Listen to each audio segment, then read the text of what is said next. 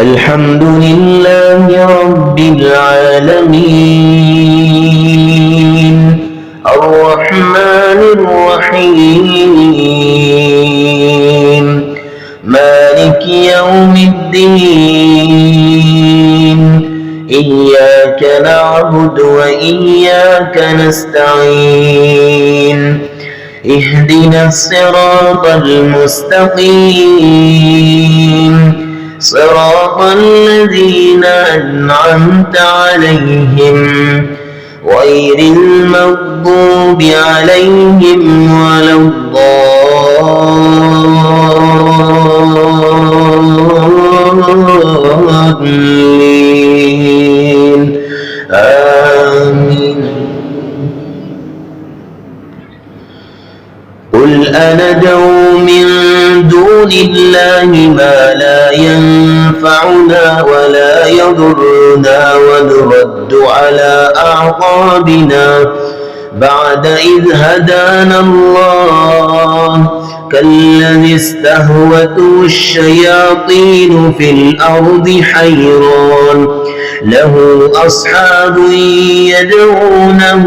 إلى الهدى ائتنا قل إن هدى الله هو الهدى وأمرنا لنسلم لرب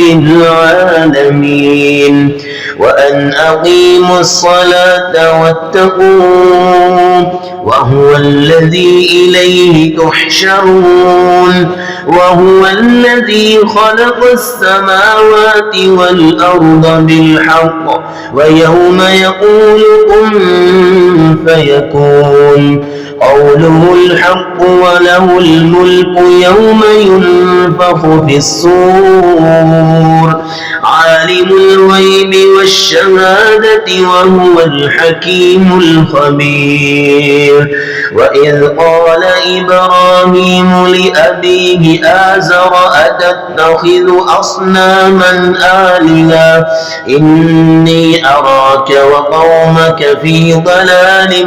مبين وكذلك نري إبراهيم ملكوت السماوات والأرض وليكون من الموقنين فلما جن عليه الليل رأى كوكبا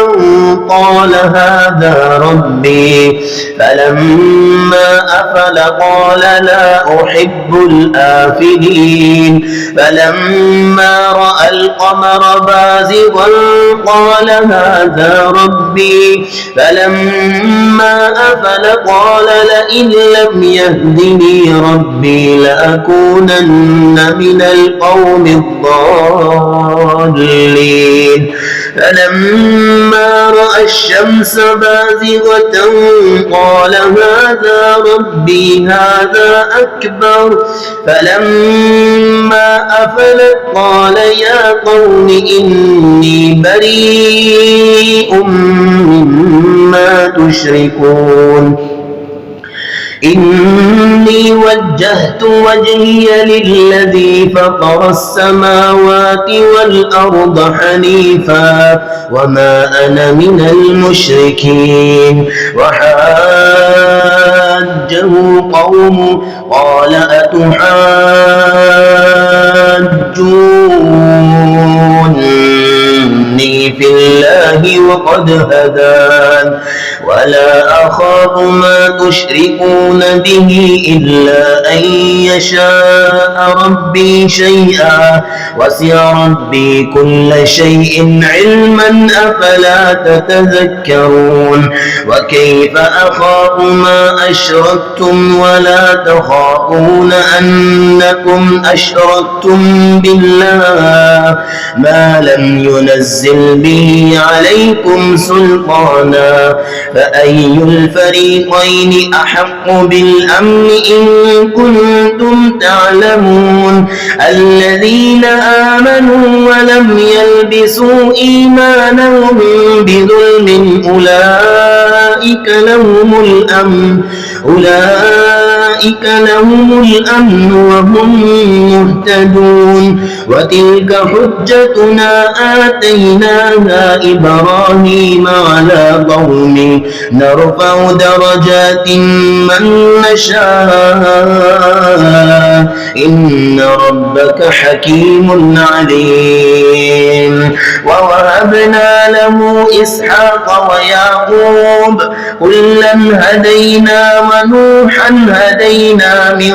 قبل ومن ذريته داود وسليمان وأيوب ويوسف وموسى وهارون وكذلك نجزي المحسنين وزكريا ويحيى وعيسى وإلياس كل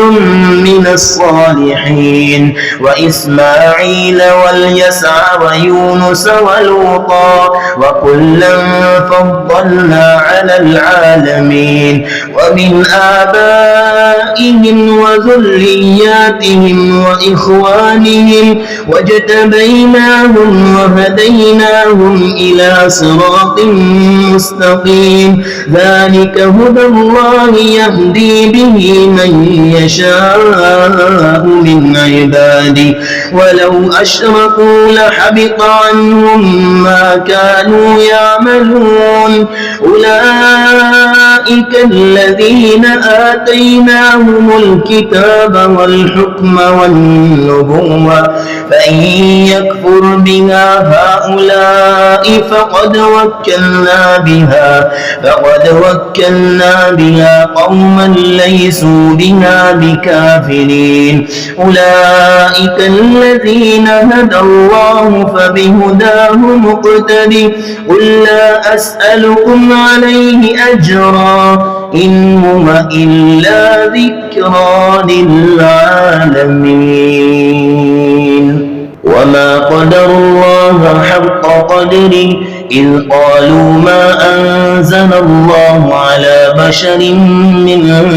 شيء قل من أنزل الكتاب الذي جاء به موسى نورا وهدى للناس تجعلونه قراطيس تبدونها وتخفون كثيرا وعلمتم ما لم تعلموا أنتم ولا آباؤكم قل الله ثم ذرهم في خوضهم يلعبون وهذا كتاب أنزلناه مبارك مصدق الذي بين يديه ولتنذر أم القرى ومن حولها والذين يؤمنون بالآخرة يؤمنون به وهم على صلاتهم يحافظون فمن أظلم ممن افترى على الله كذبا أو قال أوحي إلي ولم يوحى إليه شيء ومن قال سأنزل مثل ما أنزل الله ولو ترى إذ الظالمون في غمرات الموت والملائكة باسطوا أيديهم أخرجوا أنفسكم اليوم تجزون عذاب الهون بما كنتم تقولون على الله غير الحق وكنتم عن آياته تستكبرون ولقد جئتمونا فرادا كما خلقناكم أول مرة وتركتم ما خولناكم وراء ظهوركم وما نرى معكم شفعاءكم الذين زعمتم أنهم فيكم شركاء لقد تقطع بينكم وضل عنكم ما كنتم تزعمون إن الله فالق الحب والنوى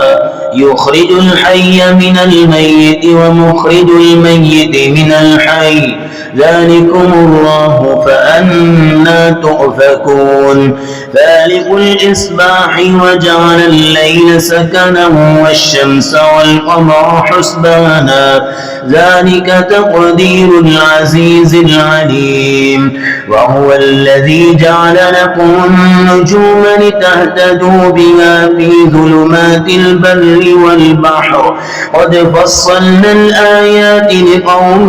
يعلمون وهو الذي أنشأكم من نفس واحدة فمستقر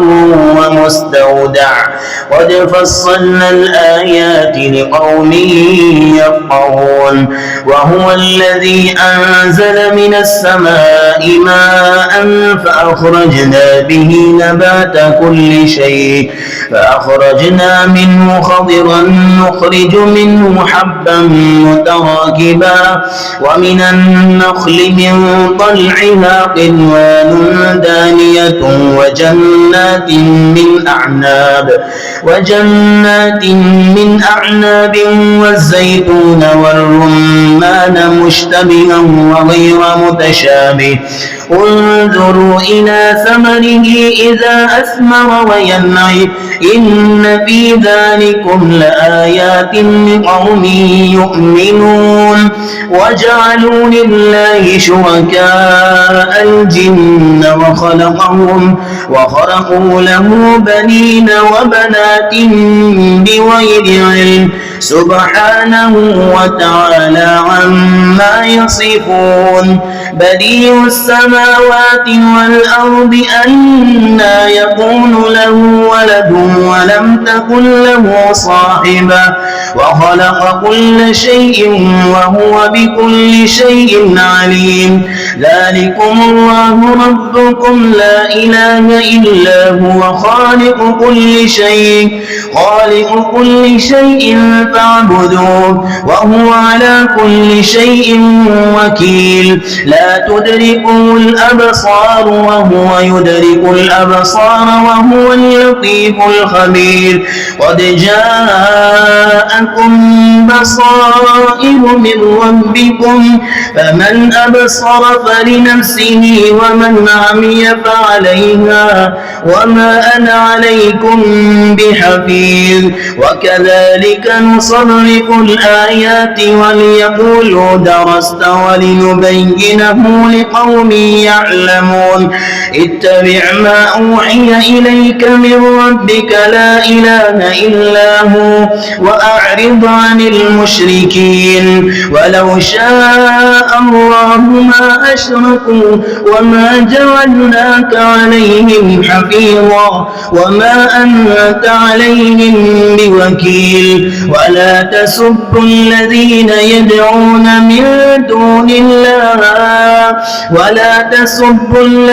يدعون من دون الله فيسبوا الله عدوا بغير علم كذلك زينا لكل أمة عملهم ثم إلى ربهم مرجعهم فينبئهم بما كانوا يعملون وأقسموا بالله جهد أيمانهم لئن جاءتهم آية ليؤمنن بها قل إنما الآيات عند الله وما يشعركم أنها إذا جاءت لا يؤمنون ونقلب أفئدتهم وأبصارهم كما لم يؤمنوا به أول مرة ونذرهم في طغيانهم يعمهون ولو أننا نزلنا إليهم الملائكة وكلمهم الموتى وحشرنا عليهم كل شيء قبلا ما كانوا ليؤمنوا إلا أن يشاء الله ولكن أكثرهم يجهلون وكذلك جعلنا لكل نبي عدوا شياطين الإنس والجن والجن يوحي بعضهم إلى بعض زخرف القول غرورا ولو شاء ربك ما فعلوه فذرهم وما يفترون ولتصغى إليه أفئدة الذين لا يؤمنون بالآخرة وليرضوا وليقترفوا ما هم مقترفون أفغير الله أبتغي حكما وهو الذي أنزل إليكم الكتاب مفصلا والذين آتيناهم الكتاب يعلمون أنه منزل من ربك بالحق فلا تكونن من الممترين وتمت كلمة ربك صدقا وعدلا لا مبدل لكلماته وهو السميع العليم وإن تطع أكثر من في الأرض يضلوك عن سبيل الله إن يتبعون إلا الظن وإن هم إلا يخرصون إن ربك هو أعلم من يضل عن سبيله وهو أعلم بالمهتدين فكلوا مما ذكر اسم الله عليه إن كنتم بآياته مؤمنين وما لكم ألا تأكلوا مما ذكر اسم الله عليه وقد فصل لكم ما حرم عليكم إلا ما اضطررتم إليه وإن كثيرا ليضلون بأهواءهم بغير علم إن ربك هو أعلم بالمعتدين وذروا ظاهر الإثم وباطنه إن الذين يكسبون الإثم سيجزون بما كانوا يقترفون ولا تأكلوا مما ذكر اسم الله عليه ولا تأكلوا مما لم يذكر اسم الله عليه وإنه لفسق وإن الشياطين ليوحون إلى أوليائهم ليجادلوكم وإن أطعتموهم إنهم لمشركون أومن كان ميتا فأحييناه وجعلنا له نورا يمشي به في الناس كمن مثله في الظلمات ليس بخارج منها كذلك زين للكافرين ما كانوا يعملون وكذلك جعلنا في كل قرية أكابر مجرميها ليمكروا فيها وما يمكرون إلا بأنفسهم وما يشعرون وإذا جاءتهم آية قالوا لن نؤمن حتى نؤتى مثل ما أوتي رسل الله أعلم حيث يجعل رسالته سيصيب الذين أجرموا صغار عند الله وعذاب شديد بما كانوا يمكرون فمن يرد الله أن يهديه يشرح صدره للإسلام ومن يرد أن يضله يجعل صدره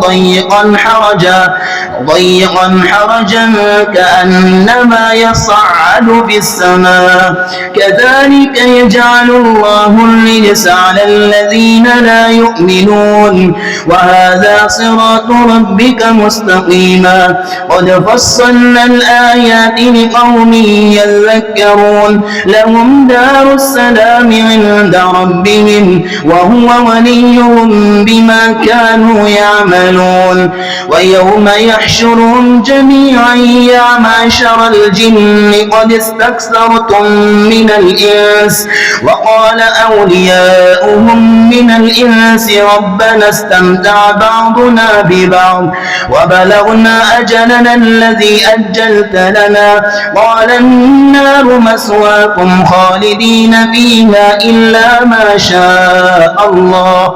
إن ربك حكيم عليم يا معشر الجن وكذلك نولي بعض الظالمين بعضا بما كانوا يكسبون يا معشر الجن والإنس ألم يأتكم رسل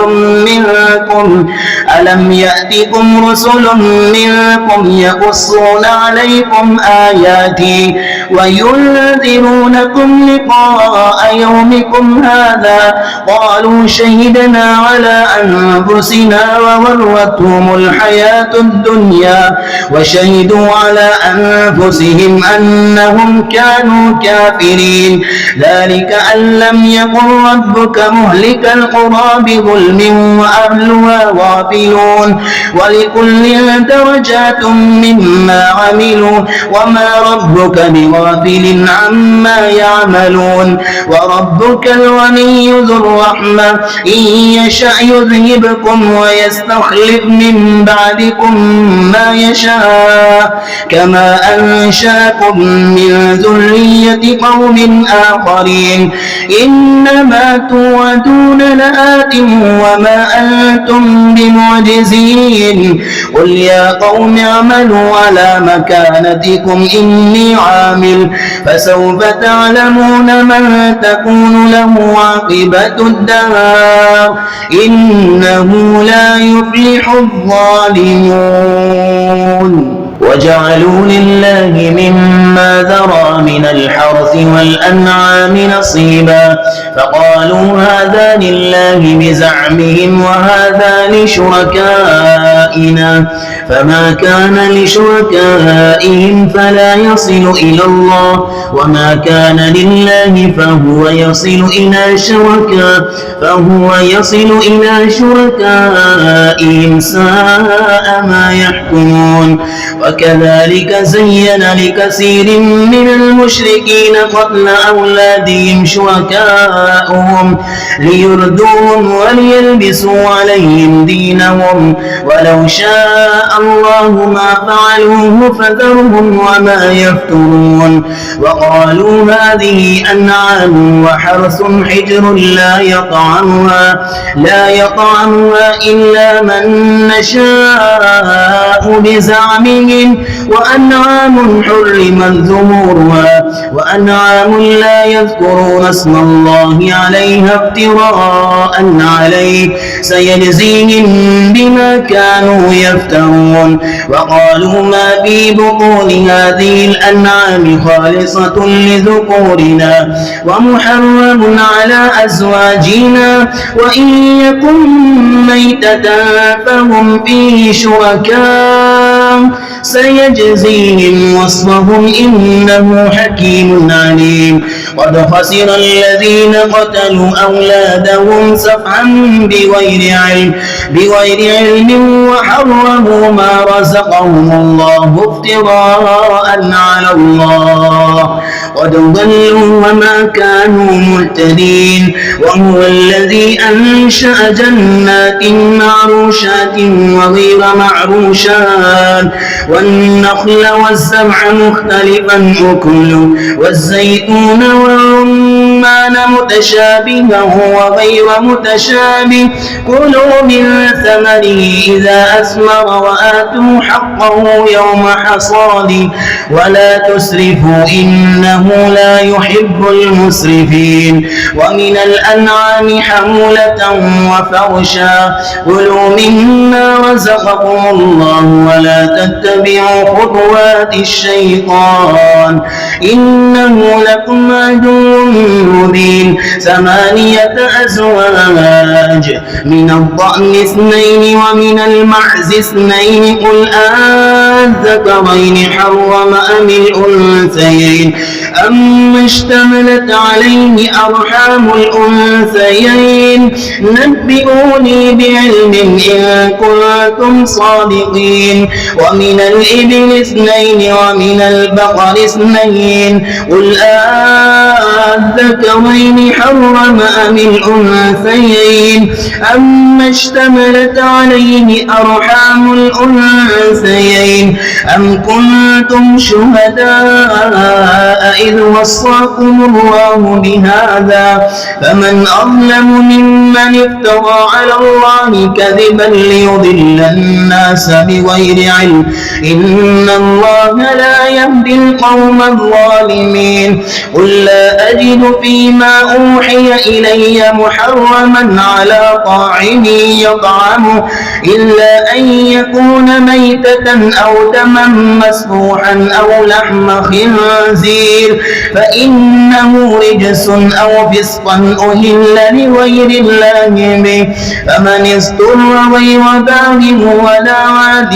فإن ربك غفور رحيم وعلى الذين هادوا حرمنا كل ذي ذكر ومن البقر والغنم حرمنا عليهم شحومهما إلا ما حملت ظهورهما أو الحوايا أو ما اختلط بعظم ذلك جزيناهم ببغيهم وإنا لصادقون فإن كذبوك فقل ربكم ذو رحمة واسعة ولا يرد بأسه عن القوم المجرمين سيقول الذين أشركوا لو شاء الله ما أشركنا ولا آباؤنا ولا حرمنا من شيء كذلك كذب الذين من قبلهم حتى ذاقوا بأسنا قل هل عندكم من علم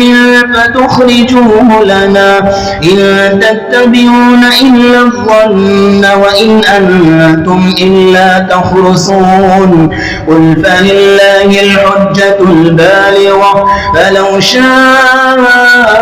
لهداكم أجمعين قل هلم شهداءكم الذين يشهدون أن الله حرم هذا فإن شهدوا فلا تشهد معهم ولا تتبع أهواء الذين كذبوا بآياتنا والذين لا يؤمنون بالآخرة وهم بربهم يعدلون قل تعالوا أتل ما حرم ربكم عليكم ألا تشركوا به شيئا وبالوالدين إحسانا ولا تقتلوا أولادكم من إملاق نحن نرزقكم وإياهم ولا تقربوا الفواحش ما ظهر منها وما بطن ولا تقتلوا النفس التي حرم الله إلا بالحق ذلكم وصاكم به لعلكم تعقلون ولا تقربوا مال اليتيم إلا بالتي هي أحسن حتى يبلغ أشده وأوفوا الكيل والميزان بالقسط لا نكلف نفسا إلا وسعها وإذا قلتم فاعدلوا ولو كان ذا قربى وبعهد الله أوفوا ذلكم وصاكم به لعلكم تذكرون وأن هذا صراطي مستقيما فاتبعوه ولا تتبعوا السبل فتفرق بكم عن سبيله ذلكم وصاكم به لعلكم تتقون ثم آتينا موسى الكتاب تماما على الذي أحسن وتفصيلا لكل شيء وهدى ورحمة لعلهم بلقاء ربهم يؤمنون وهذا كتاب أنزلناه مبارك فاتبعوه واتقوا لعلكم ترحمون أن تقولوا إنما أنزل الكتاب على طائفتين من قبلنا وإن كنا كنا عن دراستهم لغافلين أو تقولوا لو أنا أنزل علينا الكتاب لكنا أهدى منهم فقد جاءكم بينة من ربكم وهدى ورحمة فمن أظلم ممن كذب بآيات الله وصدف عنها سنجزي الذين يصدفون عن آياتنا سوء العذاب بما كانوا يصدفون هل ينظرون إلا أن تأتيهم الملائكة أو يأتي ربك أو يأتي أمر ربك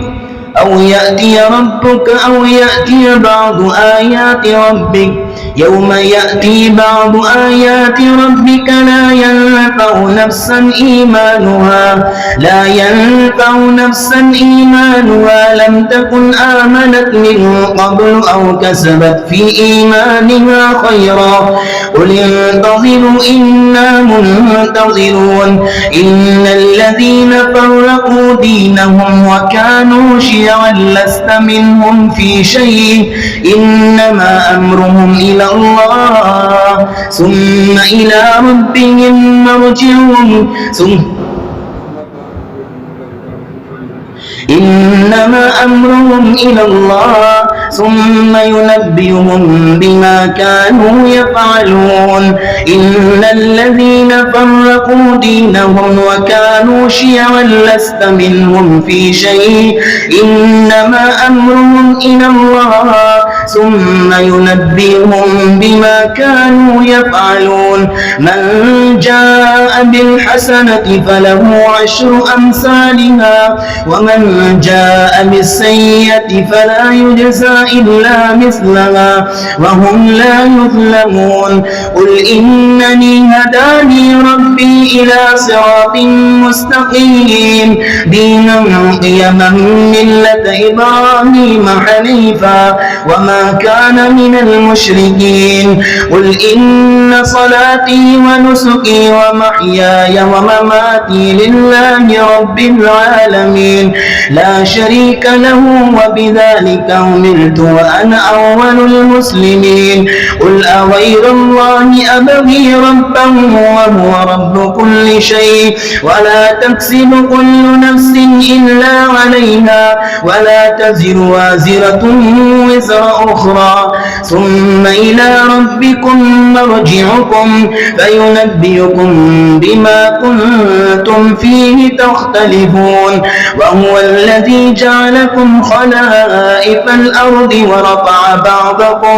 ورفع بعضكم فوق بعض درجات ليبلوكم فيما آتاكم إن ربك سريع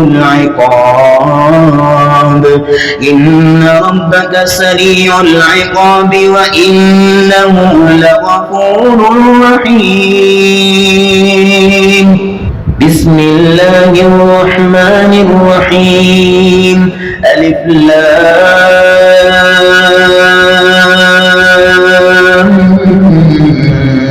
ميم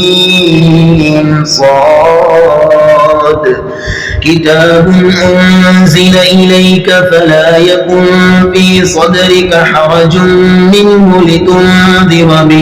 لتنذر به وذكرى للمؤمنين اتبعوا ما أنزل إليكم من ربكم ولا تتبعوا من دونه أولياء قليلا ما تذكرون وكم من قرية أهلكناها فجاءها بأسنا بياتا أو هم قائلون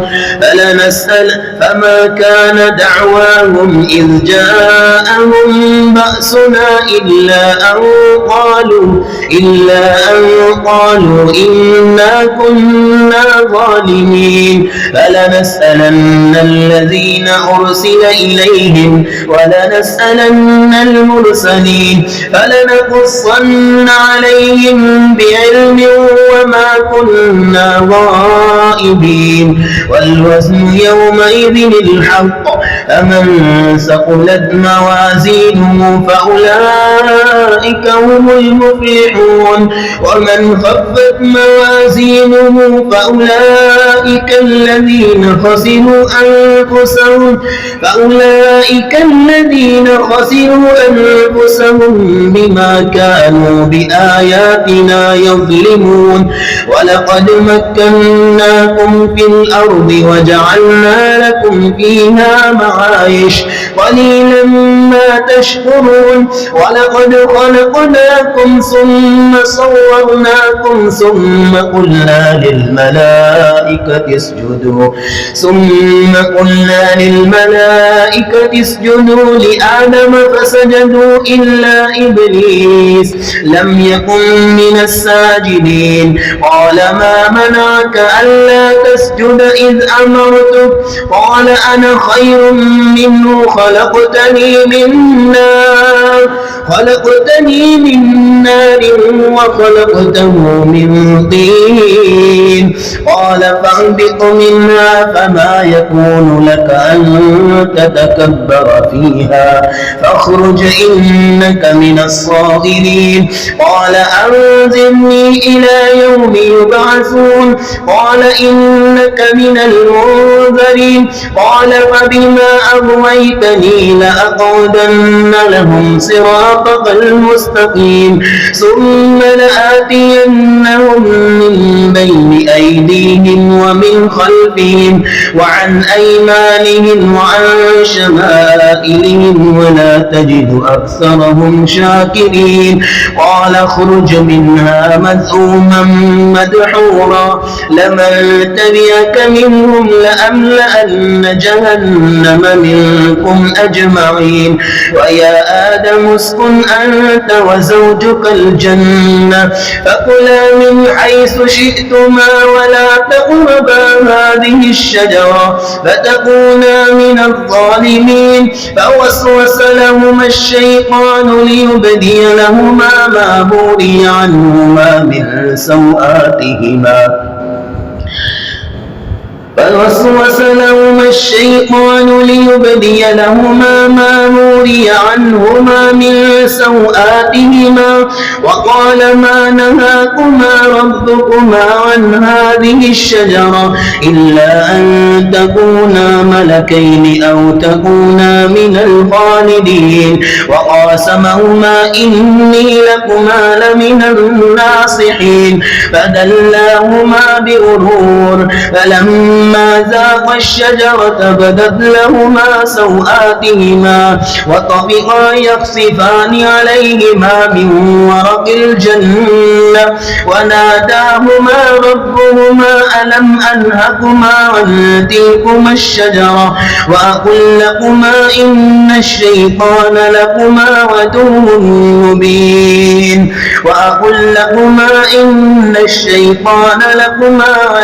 مبين قالا ربنا ظلمنا أنفسنا وإن لم تغفر لنا وترحمنا لنكونن من الخاسرين قال اهبطوا بعضكم لبعض عدو ولكم في الأرض مستقر ومتاع إلى حين قال فيها تحيون وفيها تموتون ومنها تخرجون يا بني آدم قد أنزلنا عليكم لباسا يواري سوآتكم وريشا ولباس التقوى ذلك خير ذلك من آيات الله لعلهم يذكرون يا بني آدم لا يفتننكم الشيطان كما أخرج أبويكم لكم من الجنة ينزع عنهما لباسهما ليريهما سوآتهما إنه يراكم هو وقبيله من حيث لا ترونهم إنا جعلنا الشياطين أولياء للذين لا يؤمنون وإذا فعلوا فاحشة قالوا وجدنا عليها آباءنا والله أمرنا بها قل إن الله لا يأمر بالفحشاء أتقولون على الله ما لا تعلمون قل أمر ربي بالقسط وأقيموا وجوهكم عند كل مسجد وادعوه مخلصين له الدين كما بداكم تعودون فريقا هدى وفريقا حق عليهم الضلالة إنهم اتخذوا الشياطين أولياء من دون الله ويحسبون أنهم مهتدون يا بني آدم خذوا زينتكم عند كل مسجد وكلوا واشربوا ولا تسرفوا إنه لا يحب المسرفين قل من حرم زينة الله التي أخرج لعباده والطيبات من الرزق قل هي للذين آمنوا في الحياة الدنيا خالصة يوم القيامة كذلك نفصل الآيات لقوم يعلمون قل إنما حرم ربي الفواحش ما ظهر منها وما بطن والإثم والبغي بغير الحق وأن تشركوا بالله ما لم ينزل به سلطانا وأن تقولوا على الله ما لا تعلمون ولكل أمة أجل فإذا جاء أجلهم لا يستأخرون ساعة ولا يستقدمون يا بني آدم إما يأتينكم رسل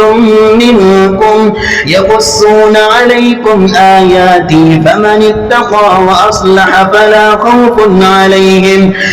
خوف عليهم ولا هم يحزنون والذين كذبوا بآياتنا واستكبروا عنها أولئك أصحاب النار هم فيها خالدون فمن أظلم ممن افترى على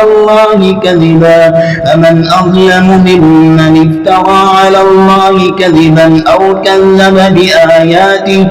أولئك ينالهم نصيبهم من الكتاب حتى إذا جاءتهم رسلنا يتوفونهم قالوا أين ما كنتم تدعون من دون الله قالوا ضلوا عنا وشهدوا على أنفسهم أنهم كانوا كافرين قال ادخلوا في قد خلت من قبلكم من الجن والإنس في النار كلما دخلت أمة لعنت أختها حتى إذا اداركوا فيها جميعا قالت أخراهم لأولاهم ربنا هؤلاء أضلونا فآتهم عذابا ضعفا من النار قال لكل ضعف ولكن لا تعلمون وقالت أولاهم لأخراهم فما كان لكم علينا من فضل فذوقوا العذاب بما كنتم تكسبون إن الذين كذبوا بآياتنا واستكبروا عنها لا تفتح لهم أبواب السماء ولا يدخلون الجنة حتى يلج الجمل في سم الخياط وكذلك نجزي المجرمين لهم من جهنم مهاد ومن فوقهم غواش وكذلك نجزي الظالمين والذين آمنوا وعملوا الصالحات لا نكلف نفسا إلا وسعها أولئك أصحاب الجنة هم فيها خالدون ونزعنا ما في صدورهم من غل تجري من تحتهم الأنهار وقالوا الحمد لله الذي هدانا لهذا وما كنا لنهتدي لولا أن هدانا الله لقد جاءت رسل ربنا بالحق ونودوا أن تلكم الجنة أورثتموها بما كنتم تعملون ونادى أصحاب الجنة أصحاب النار أن قد وجدنا ما وعدنا ربنا حقا فهل وجدتم ما وعد ربكم حقا قالوا نعم فأذن مؤذن بينهم اللعنة الله على الظالمين الذين يصدون عن سبيل الله ويبغونها عوجا وهم بالآخرة كافرون وبينهما حجاب وعلى الأعراف رجال يعرفون كلا بسيماهم ونادوا أصحاب الجنة أن سلام عليكم لم يدخلوها وهم يطمعون وإذا صرفت أبصارهم تلقاء أصحاب النار قالوا ربنا لا تجعلنا مع القوم الظالمين ونادى أصحاب الأعراف رجالا يعرفونهم بسيماهم قالوا ما أغنى عنكم جمعكم وما كنتم تستكبرون أهؤلاء الذين أقسمتم لا ينالهم الله برحمة ادخلوا الجنة لا خوف عليكم ولا أنتم تحزنون ونادى أصحاب النار أصحاب الجنة أن أفيضوا علينا من الماء أو مما رزقكم الله قالوا إن الله حرمهما على الكافرين الذين اتخذوا دينهم لهوا ولعبا وغرتهم الحياة الدنيا فاليوم ننساهم كما نسوا لقاء يومهم هذا وما كانوا بآياتنا يجحدون ولقد جئناهم بكتاب فصلناه على علم هدى ورحمة لقوم يؤمنون هل ينظرون إلا تأويله يوم يأتي تأويله يقول الذين نسوه من قبل قد جاءت رسل ربنا بالحق فهل لنا من شفعاء فيشفعوا لنا أو نرد فنعمل غير الذي كنا نعمل قد خسروا أنفسهم وضل عنهم ما كانوا يفترون إن ربكم الله الذي خلق السماوات والأرض في 6 أيام ثم استوى على العرش يغشي الليل النهار يطلبه حثيثا والشمس والقمر والنجوم مسخرات بأمره ألا له الخلق والأمر تبارك الله رب العالمين ادعوا ربكم تضرعا وخفيا إنه لا يحب المعتدين ولا تفسدوا في الأرض بعد إصلاحها وادعوه خوفا وطمعا إن رحمة الله قريب من المحسنين وهو الذي يرسل الرياح بشرا بين يدي رحمته حتى إذا أقلت سحابا ثقالا سقناه لبلد ميت فأنزلنا به الماء فأخرجنا به من كل الثمرات كذلك نخرج الموتى لعلكم تذكرون والبلد الطيب يخرج نباته بإذن ربه والذي خبث لا يخرج إلا نكدا كذلك نصرف الآيات لقوم يشكرون.